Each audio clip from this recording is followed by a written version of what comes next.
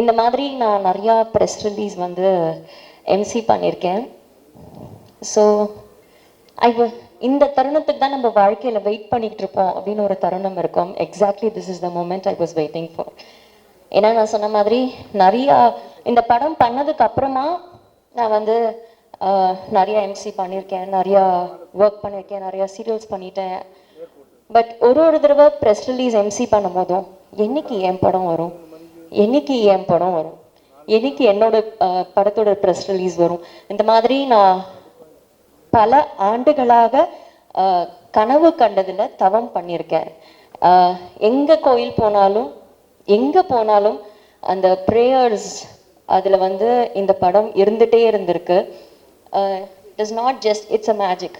நிஜமா this movie is a magic. எனக்கு எல்லாரும் சொன்னாங்க நீங்கள் இதை நல்லா நடிக்கிறீங்க, நீங்கள் இதை நல்லா பண்ணியிருக்கீங்க. பட் என்னை பொறுத்த வரைக்கும் என்னோட ஸ்டார்டிங் பாயிண்ட் இந்த படம் தான். எனக்கு தெரிஞ்சு என்னோட பயணம் இதுக்கப்புறம் தான் தொடரப்போகுதுன்னு நான் நினைக்கிறேன். Because I was really waiting for this movie for years together. And I have to thank Jaivel sir. Because எனக்கு வந்து நிறைய மேனிஃபெஸ்டேஷன்ஸ் லைஃப்பில் இருந்திருக்கு.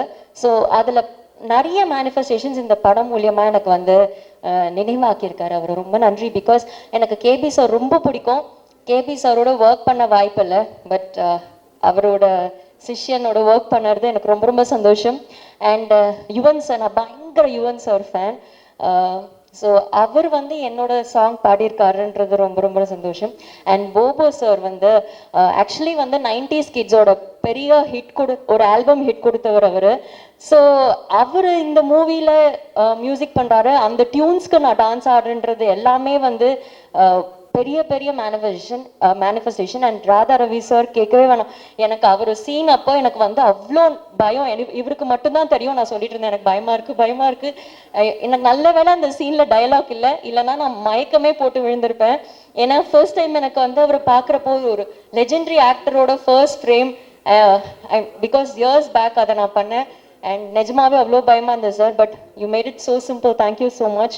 அண்ட் இங்கே இருக்கிற எல்லாருக்குமே ரொம்ப நன்றி. அண்ட் மெயினாக என்னை வந்து என்ன ரசிக்க வச்ச ஸ்ரீராம் சாருக்கு ரொம்ப ரொம்ப ரொம்ப நன்றி. ஒரு ஃப்ரேமும் அவ்வளோ அழகாக எனக்கு வச்சுருந்தாரு. ஒரு ஃப்ரேமும் நான் whenever I'm low, I just இந்த மூவிலேருந்து ஏதாவது ஒரு கிளிப்பிங் இருந்தால் எடுத்து பார்ப்பேன். see how beautiful I am, I have more things to do in life அப்படின்னு அந்த ஃப்ரேம்ஸ் வந்து என்னை நிறைய தடவை வந்து ஊக்குவிச்சிருக்கு அப்படின்னு தான் சொல்லணும். அண்ட் ரவி அங்கிள் அப்படிதான் நான் சொல்லுவேன். ஸோ அவரோட நான் நிறைய ஒர்க் பண்ணியிருக்கேன். இந்த படத்துலையும் ஒர்க் பண்ணும் போது it was so good. And இதெல்லாம் தாண்டி அண்ட் சார் சொன்ன மாதிரி ஒரு பக்கம் ஷூட் போயிட்டே இருக்கிறப்போ ஒரு பக்கம் வந்து கலவரம் நடந்துகிட்டே இருக்கும் அப்படின்னாரு. பட் அதை தாண்டி அந்த மக்கள் இப்போ ஏதாவது ஷூட்டிங் போனால் அவங்க வந்து அவங்க வீட்டு பொண்ணு மாதிரி பார்த்துப்பாங்க. அப்போ பெருசாக எனக்கு ஃபேம் கிடையாது, நான் பெரிய ஆர்டிஸ்ட்லாம் கிடையாது. பட் அவங்க வீட்டில் கூப்பிட்டு தோசை சாப்பிட்றியாம்மா, அது ஏதோ ஒரு சீன் வந்து ஸ்ரீராம் சார் வந்து திடீர்னு இதுக்கு ஒரு ரெட் கலர் சாரீ கிடைச்சா நல்லா இருக்கும். ஏன்னா அப்போது என்ன பண்ணுறது அப்படி யோசிக்கும் போது ஒரு அம்மா இந்தாங்க நான் தரேன் அப்படின்ட்டு எடுத்து சாரீ கொடுத்தாங்க. ஸோ அந்த மக்கள் அனைவருக்கும் ரொம்ப நன்றி. நான் மறக்கவே மாட்டேன் அந்த ஷூட்டிங் ஸ்பாட், அந்த ஏரியா மக்கள் அனைவருக்கும் ரொம்ப ரொம்ப நன்றி. And once again thank you so much Jaivel sir for this. And thank you Anbu sir for making this film success. And thank you all. Thank you so much.